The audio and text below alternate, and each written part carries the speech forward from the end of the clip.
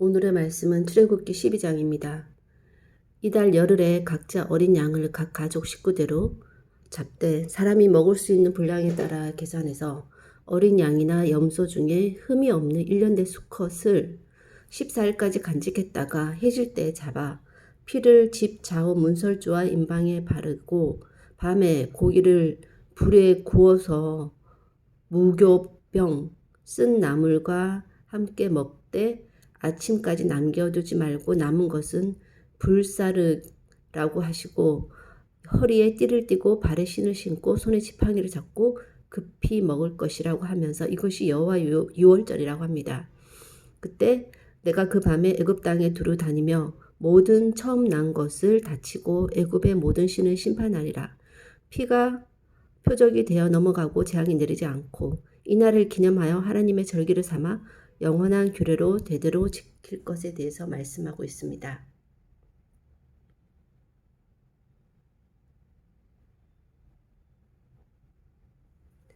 7일간 무교병을 먹어야 된다고 하시고 첫째 날과 7일째는 성회를 열어서 아무 일도 하지 말고 각자 먹을 것만 갖추어야 하는데 이것이 이제 무교절인데 너희 군대를 애굽 땅에서 인도하여 내었다. 인도하여 내었고 14일 저녁부터 21일 저녁까지 무교병을 먹으라고 하십니다. 그러면서 이 무교병을 먹지 않으면 무교병 먹는 것을 지키지 않으면 이스라엘 자손 중에서 끊어질 것이다. 죽을 것이다. 라고 말씀하고 있었고 가족대로 어린 양을 택하여 유월절 양을 잡고 우슬초 묶음을 가졌다가 그릇에 담은 피에 적셔 피를 문 임방 좌우 설주에 뿌리고 아침까지 뿌리고 아침까지 나가지 말라고 하십니다. 하나님이 피를 보시고 문을 넘어 멸하는 자에게 들어가서 치지 못하게 하실 것인데 이것을 대대로 영원히 지킬 것이라고 하십니다.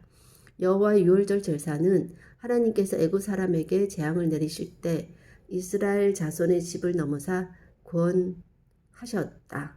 이게 이제 유월절이라는 것이고 밤중에 그래서 그 밤중에 애굽의 모든 처음 난 자, 왕위에 앉은 바로의 장자에서부터 가축의 처음 난 것까지 다 치십니다. 죽임을 당하지 않은 집이 없었고 애굽에 큰 부르짖음이 있습니다. 그 밤에 바로가 모세와 아론을 불러 너희 말대로 가서 하나님을 섬기며 양소를 몰아가고 나를 위해 축복하라. 그리고 애굽 사람들도 우리가 다 죽은 자가 된다. 백성을 재촉하여 속히 내보내게 됩니다. 백성이 발효되지 못한 반죽 담은 그릇을 옷에 싸서 어깨에 메고 애굽 사람에게 은금 폐물 의복을 구하는데 애굽 사람들에게 이스라엘 백성에게 은혜를 입히게 해서 구하는 대로 다 주게 합니다. 람세스에서 수코까지 이르렀을 때 보행하는 장자가 60만 명 가량이었고 애굽의 산 날수는 430년이라고 합니다. 그래서 유월주 규례는 뭐냐면 유월주 규례를 이방 사람은 먹지 않은데 돈으로 산 종은 할례를 받은 후에 먹을 것이고 거류인이나 타국 품꾼은 먹지 말라고 합니다. 그리고 한 집에서 먹고 고기를 조금도 집 밖으로 내지 말고 뼈를 꺽지로 말라고 하셨고 온 이스라엘이 하나님께서 모세와 아론에게 명령하신 대로 행합니다. 바로 그날에 하나님께서 이스라엘 자손을 무리대로 애굽 땅에서 인도하여 내셨습니다. 430년이 지나서야 출애굽하게 되는 상황입니다. 애굽 땅 심판을 위해서 죄악이 차기까지 이스라엘 백성이 하나님 순종의 자세를 배울 때까지 하나님께서 오히려 기다리신 것은 아닌가 하는 생각이 듭니다. 하나님의 하나님 되심을 보여주시고 하나님이 선택하신 백성이 하나님의 법대로 순종하며 살아갈 수 있도록 이미 하나님께서 모든 것을 계획하시고 실행하고 계시는 것 같습니다. 왜 이토록 하나님께서 많은 시간을 들여 준비하시고 많은 준비 과정을 거치시는 것일까요? 인간의 재성은 그만큼 뿌리가 깊고 아무리 많은 이적과 사건을 통해 하나님을 나타내 보여주셔도 스스로의 의지로는 하나님의 법대로 살아갈 수 없기 때문에 몸으로 체득이 되도록 하기 위해서 하나님은 많은 시련과 연단을 허락하고 계신다는 생각이 듭니다. 430년 동안 종살이하면서 배인 순종의 자세와 무교절, 유교절 등의 율법을 지킬 수 있도록 지침들을 상세하게 내려주심으로 뼛속까지 하나님의 법대로 살아가는 하나님의 백성이 되도록 이끌어가고 계시는 것 같습니다. 이스라엘 속에 들어온 이방인 중에 또 그 종에 대해서 돈으로 산 종은 할례를 받은 후에 또 그 하나님의 백성이 될 수 있도록 또 예외적으로 또 허락하시는 것을 볼 수 있습니다. 애굽은 왕에서 가축까지 처음 난 것이 죽고 나서야 밤중에 그들을 보내면서 의복, 은금, 패물도 가져가게 되고 그 밤에 큰 부르짖음이 있었고 하나님께서 그들을 인도하여 내셨습니다. 지금까지의 진행 상황도 녹록지 않은데 중요한 것은 이제부터가 시작이라는 것입니다.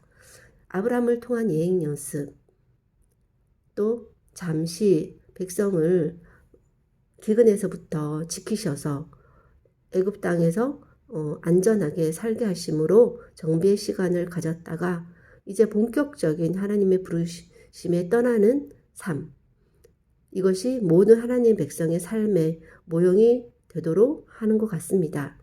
지금도 가나안 땅, 하나님이 들어가게 하시기 원하는 약속의 땅으로서의 나그네 여정 속에 살면서 이미 시작되었고 끝이 있음을 아는 속에 어떻게 하나님의 법을 따라 살지 몸으로 체득화되도록 크고 작은 거 없이 모든 하나님 말씀에 순종하는 연습을 계속할 때 몸만 가나안 땅에 들어가지 않았을 뿐 이미 그런 삶을 사는 셈이 될 것이라는 생각이 듭니다. 어디에서 사느냐보다 누구와 동행하는 삶인가가 더 중요하다는 생각이 듭니다. 첫 시작을 잘 해야 처음부터 하나님께 순종하는 그런 연습이 잘 되어야 그 훈련이 나중에 자신을 살게 하게 되지 않을까 하는 생각이 듭니다. 하나님, 오늘도 그렇게 하나님의 백성으로서 하나님의 법을 따라 살아가는 과정 가운데 있도록 하기 위해서 훈련하기 위해서 허락하여 주신 하루, 날이라는 것을 또 잊지 않고 오늘 삶 통해서도 하나님 말씀하시고 인도하시고 따르고 그런 삶의 그런 패턴들이 몸으로 체득화되어서 말씀이 나를 살게 하는 말씀을 쫓아 살기를 원하는 나의 습관이 나를 살게 하는 은혜가 있기를 원하고 모든 말씀 예수님 이름으로 기도하였습니다. 아멘.